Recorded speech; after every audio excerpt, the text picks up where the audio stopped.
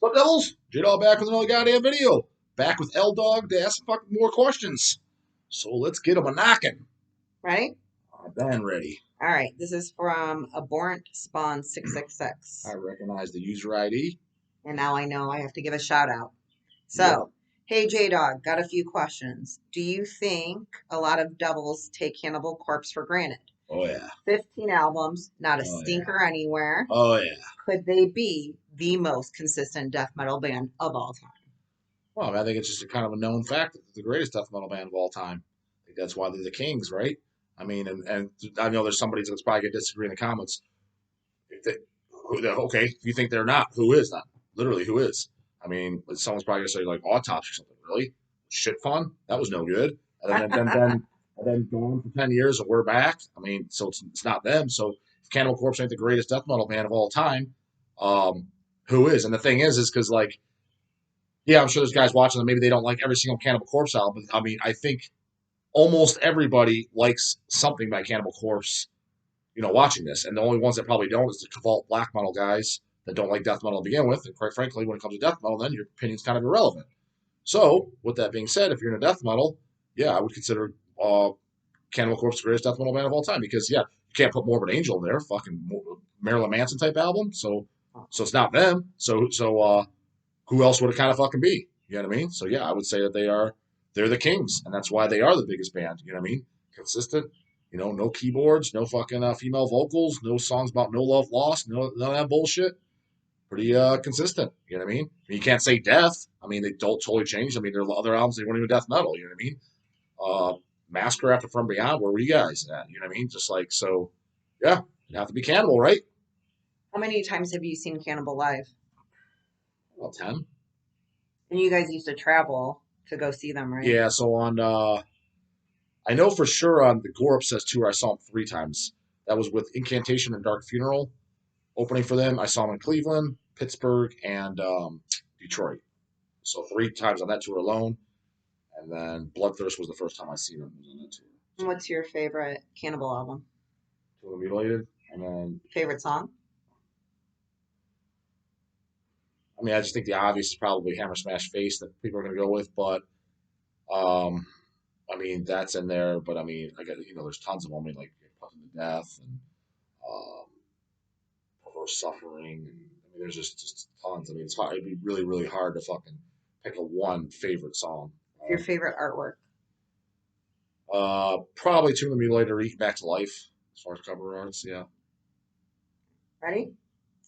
So this just has an R icon, no name.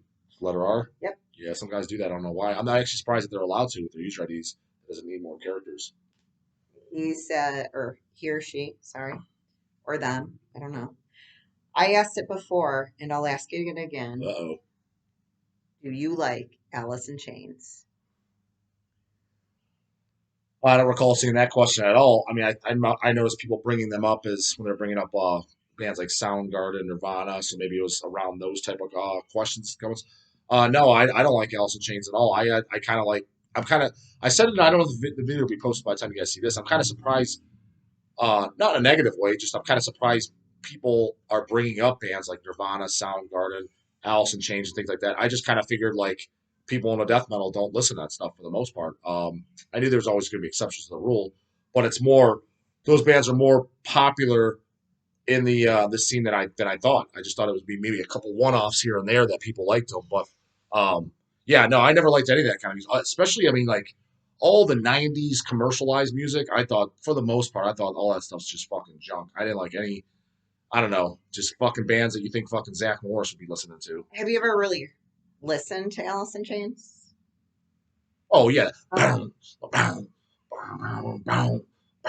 yeah, it's gay as hell. all right. Well, I never have really either, so Yeah, I've heard it. I'm not Yeah, gonna pass judgment on yeah, anybody it's for not a. liking what they like. No, I don't either. I just kind of surprised. Like I just thought like I don't know, like when I, especially in the teenage years, when I grew up, like when I was going to shows and shit like that, when I was meeting people that listened to, Cannibal Corpse, Mortician, Incantation, shit like that, it wouldn't even, granted, because I didn't like the stuff, but it wouldn't even, I would have been embarrassed to even ask that. I'd be like, I thought I'd almost get, because I was the young buck getting there. I started going to shows when I was 13 and talking to all the guys at the shows. They were always much older than me. I almost thought if you asked a question like that, you'd almost get beat up in the parking lot. Like, why would you even ask that? I know that's not the case, but that was kind of always my mind. I just assumed that it was universally acceptable. Like, when I'm going home, I'm listening to fucking Dawn of Possession. It's not Alice in Chains. That's what I always just kind of assumed. But assumption was incorrect, obviously. So, can I ask you a question that's not on here, just for me? What's going on that phone? Turn the volume off. Sorry. Fuck up the devils. Sorry. Devils.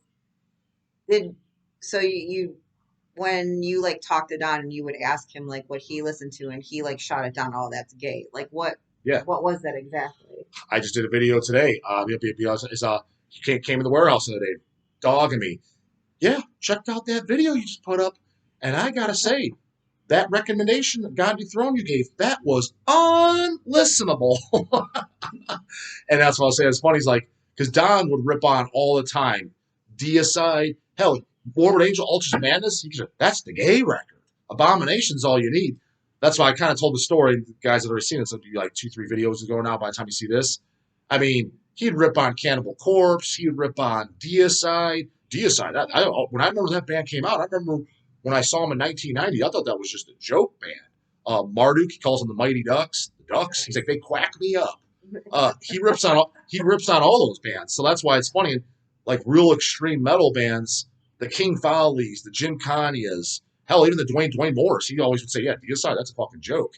They were ripping on the real metal bands. So that's why it's hilarious. Like I'm talking to like the 18, 19-year-olds of today. I was born in 2001. What the fuck? Born in 2001? Oh my god.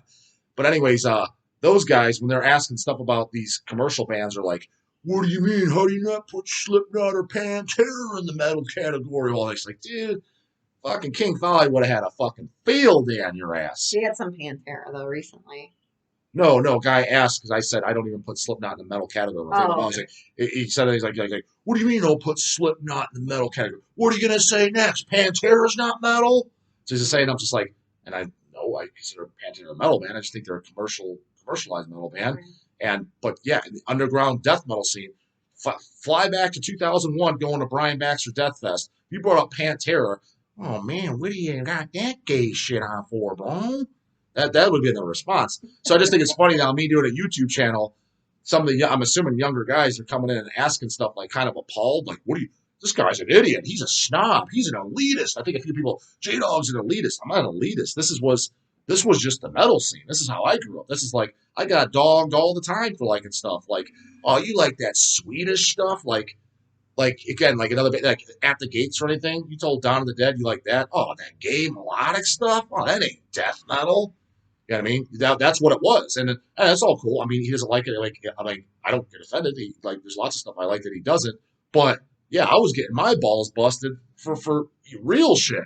These guys are appalled. They're asking about Alice in Chains for fuck's sakes. So do you think it just filters down though? I just think society's so wimpy now that anything's game. Come into a metal shirt with a pink T-shirt on for that's the vibe I'm getting now. Just come on in. All right, you ready for the next one? I'm ready, goddammit. All right, Life Eternal again. I'm getting used to this name. All right. Is there any records you loved back in the day but look back on and hate now? Somebody's definitely asked that before. Not that I love. No, there's nothing I absolutely loved and I hate now.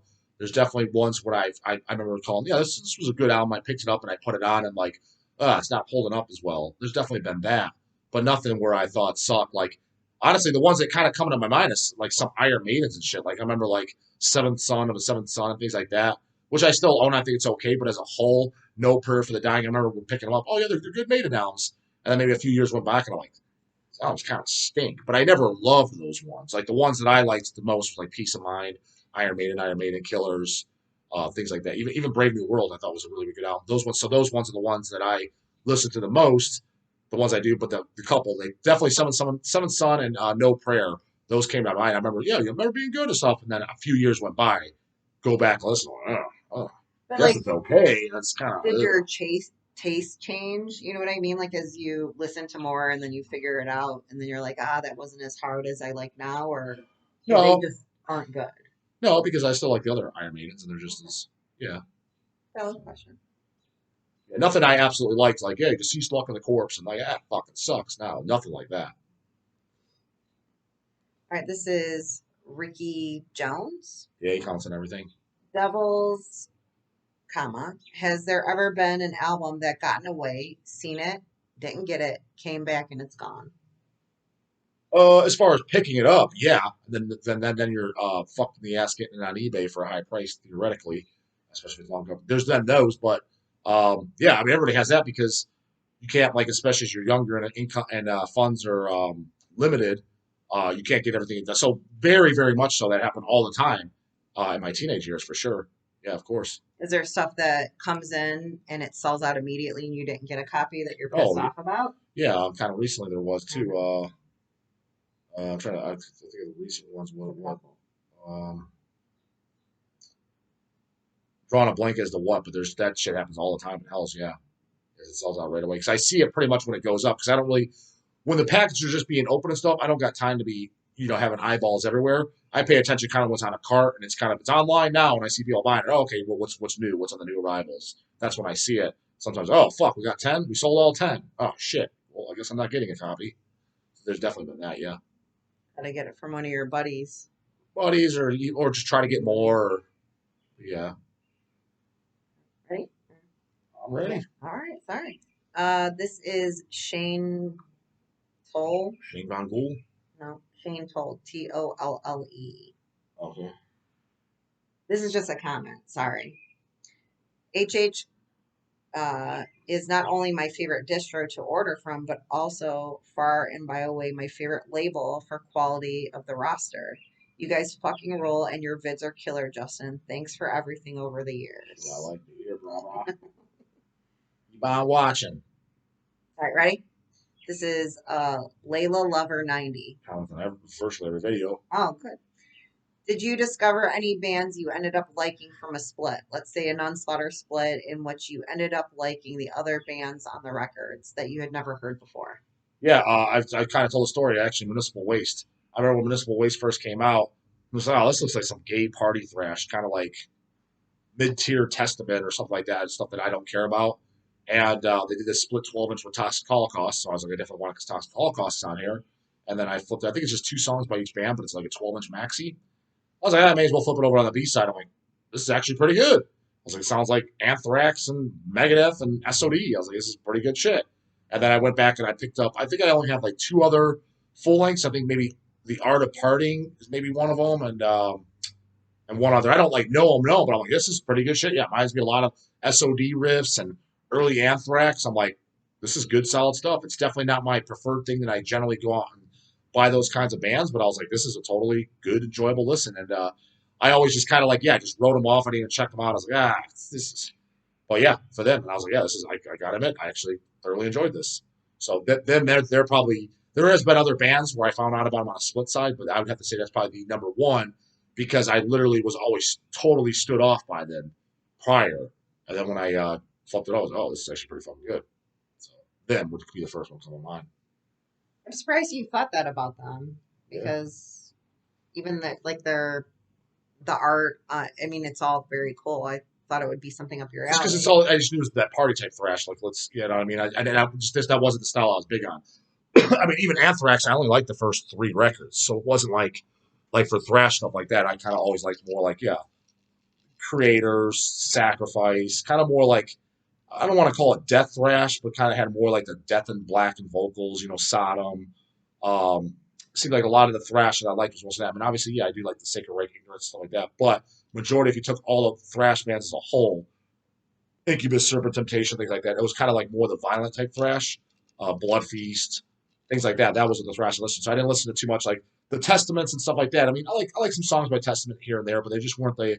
That just wasn't my main forte. As opposed to some guys, that's the main type of thrash they listen to is the Megadeth, the Anthrax, the Yeah. Testaments, and which is fine. That was just even Megadeth. I like the first two Megadeth albums. That's it, literally the first two only. But even them, I'm not huge on. I mean, the last time I listened to the first two Megadeths has been years. I own both of them, but it's not my go-to by any means. So, and I knew that was just they were in that category. So I just figured like, newer band doing the style, like I don't care. But when I put it out, Well, you know that Megadeth is opening up for Five Finger Death Punch, where locally to us, which is I mean, crazy. it fits the bill though because Five Finger. I mean, I can only imagine what that sounds like. I never heard Sure, it. it's nothing I like, and then Megadeth to me is that to me is just I mean, they may as well just be touring with Slipknot or something. Just a complete joke at this Yeah, point. I mean, just Born Again, fucking Dave Mustaine. What do I give a shit what that guy's doing? true. Just thought I'd ask. So this is Nate Beltron. Yo, J Dog, got any band recommendations for someone who loves Exhumed Slaughter Cult? Exhumed have a great blend of thrash and death. In particular, I love the contrast between the higher trash death style vocals and the low rumbling gutturals. Think I dig Mike Beam's most. I mean, the most obvious would be if you haven't heard would be Impaled, obviously, because when that came out, it sounded. I mean, it was Right. a bunch of it was Raw Sewage and Mhm. Sean McGarth and stuff was in Exhumed. I mean, so ex members of that, and they started Impaled. So especially the first two Impaled albums, that would be the most obvious choice. I mean, if you like gore metal and Slaughter Cult, I mean, the chance of you not liking Dead Shall Dead Remain, the original recording, not that reissued fucking bullshit one that they did a few years ago, the chance of you not liking it are pretty slim, in my opinion. Um, you kind of throw Hemorrhage in there, even though it's kind of just more straight up Carcass, General Surgery. But out of the same influence category, with those, yeah, even General Surgery get thrown there. Granted, I don't think General Surgery sounds like Exhumed, but just Exhumed being thrown in as a kind of a Carcass worship band. So I'd say them. There's a band Tommy from Redefining Darkness put out. I thought was pretty good. It's called Gore Punch. Just he did a CD of them a few years ago. That sounds like, especially the vocals, it's like the highs sound like Matt Harvey singing. Um, that was kind of like, yeah, our want to be exhumed. As far as yeah, just I mean, obviously a lot of other fucking just gore bands and shit. There's others, but as far as they kind of sound like them, I can't. I'm trying to draw on a blanket as to who, but those are the first ones that kind of come to my mind. So them, Okay, I got one more here. Let's see. It is Ricky Jones again. comments all the time. All right, let's see. It is Question J Dog. I know you only like the first three 6 Feet Under albums and EP. However, will you ever check out the recent stuff? The 12 twin albums, Undead, Unborn, and also Crypt of the Devil. Those albums have Kevin Talley and Cannabis Corpse members on them. So I definitely didn't know Kevin Talley ever played drums for 6 Feet Under. He, yeah, it must have been a hired gun. Actually, ever since he was kicked out of Dying Fetus, I don't know what the hell he's doing. I know he did. Didn't he do like a tour with Slayer, just as a guest session? I think he did like a tour with them. So I think he's just kind of a hired gun. Um, except that, I mean, if somebody handed me a disc or something, I wouldn't just sit in silence and be like, I refuse to listen to this. I've heard later 6 Feet Unders and I like them, and Chris's vocals are pretty fucking just kind of like I don't rip on him as much as like Reaper did. I thought he was going a little harsh. I just think he just kind of sounds silly. It's almost like hard to take serious. Um, so I mean, I would just expect not to like it. But I mean, yeah, I mean, if somebody handed me something like I would. I mean, I wasn't even interested enough to search it on YouTube. Let's put it that way. But I mean, so the ones you're talking about are those like the last one or two albums? Because I remember when the last album came out, maybe it was like last year or something. I remember people like saying it was horrific. I mean, like even people like that don't really follow 6 Feet Under, but I guess kind of do. The consensus was people were saying it was really bad. I didn't personally hear it, but I just remember that was the overall review. I think maybe Hell's did get some in the distro for Metal Blade, and I can't remember what it was called. But I just remember, I remember being about last year, somewhere around there. And I've even heard people say, "Yeah, did you hear the new 6 Feet Under? Like it is like ultra bad." Because I remember when I kind of heard those comments, I was kind of like, "Why you bring that up? Like, haven't they been bad for the last 20 years?" I thought that was just like kind of a known thing. And but some people are like, "No, these are like really bad." So is that the ones you're talking about? That's the opinion I heard. Granted, I generally don't take the reviews or opinions of others. I generally just kind of make up my own mind. But that's what I heard, and I just wasn't surprised. I'm just kind of like, oh, yeah, that's kind of the review I would expect on a 6 Feet Under album. But I mean, if you said the later ones are great, I find it a little hard to believe. But I mean, wouldn't be out of the realm of possibility of checking out. But I wouldn't go out of my way to do it. But I wouldn't be a snob to do it either. All right, last one, just because And we we're at 20 just minutes, goddammit. So last got one. some 7 inches in from this band, so I'm going to ask this. Okay. This is from The Lurking Fear.